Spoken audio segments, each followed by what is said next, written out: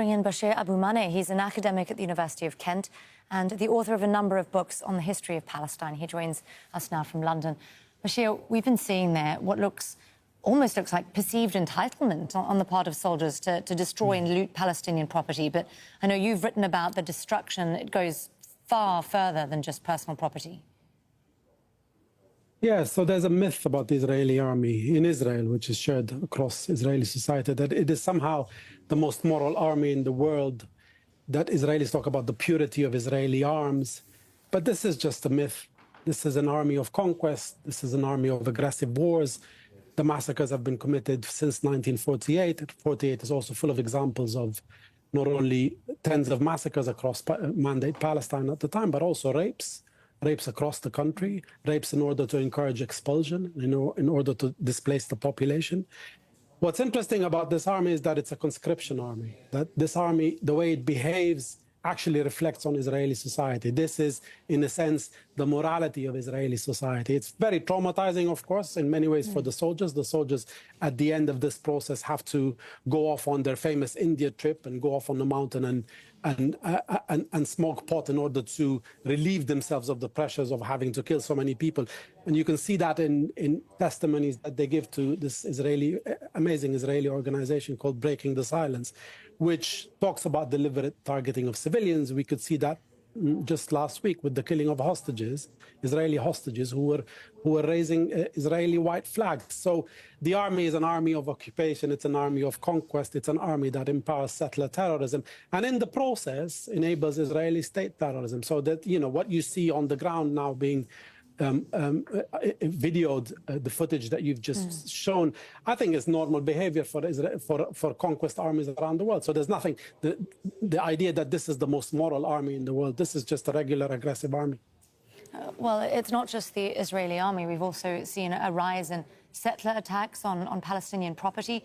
I mean, we've talked about it on air, you and I. Words matter. Yes. What do you make of the tone of the rhetoric around this conflict right now? Has there been a shift over the last 2.5 months? Yeah, so in many ways, the shift is less to the advantage of the Palestinians. What the Israelis have managed to do in the last 74 days is to try to convince the world, to give themselves legitimacy, to turn Palestinians, all Palestinians, into terrorists that they can kill. So this is a fundamental part of their settler colonial project. The political Zionist project, you can see it, it's the way it's working in the West Bank, is fundamentally about dispossessing the Palestinians of their land, displacing them and preparing them for expulsion. That's what you see also happening in Gaza. So these things work very well together. It's also about the erasure of the Palestinian narrative. It's the erasure of Palestinian history. You see, I mean, the best way to describe what Israel is doing is in a sense, a permanent war on Palestinian society in order to take over Palestinian land and territory, to thin Palestinian control, ownership of land and territory, and to enclave the Palestinians and slowly prepare them for expulsion, which is what they're doing in Gaza. So those things, settler terrorism, what's happening in the West Bank, where the PA is dominant. The PA is the political power, allegedly, in the West Bank, not Hamas, but the same kinds of practices Israel continues. Hundreds of people being killed, settler terrorism, which is dispossessing the Palestinians on an ongoing basis. I mean, it's quite horrific what the Israeli state is enabling, protecting, and advancing in the West Bank, where Hamas is not ruling. Well, this all obviously has an impact on Palestinian self-determination, or the possibility of that. Let me ask you before I let you go. Earlier we were talking about how striking it was that a humanitarian resolution that we've been hearing about in the UN Security Council, it also, at the moment, the draft includes a description of a post-war future for Gaza. You've written about how Palestinians need to define their own future. Are they a part of any of these discussions? I mean, even tangentially through other states? So, the first thing you have to say about the ceasefire discussion, or the discussions in the UN, that, of course, any pause is welcome. But the pause that's being talked about at the moment doesn't address the underlying problem in Israel-Palestine, which is the Israeli occupation. So you have to look at the way Palestinians are constantly downgraded in the international scene in terms of the international rights.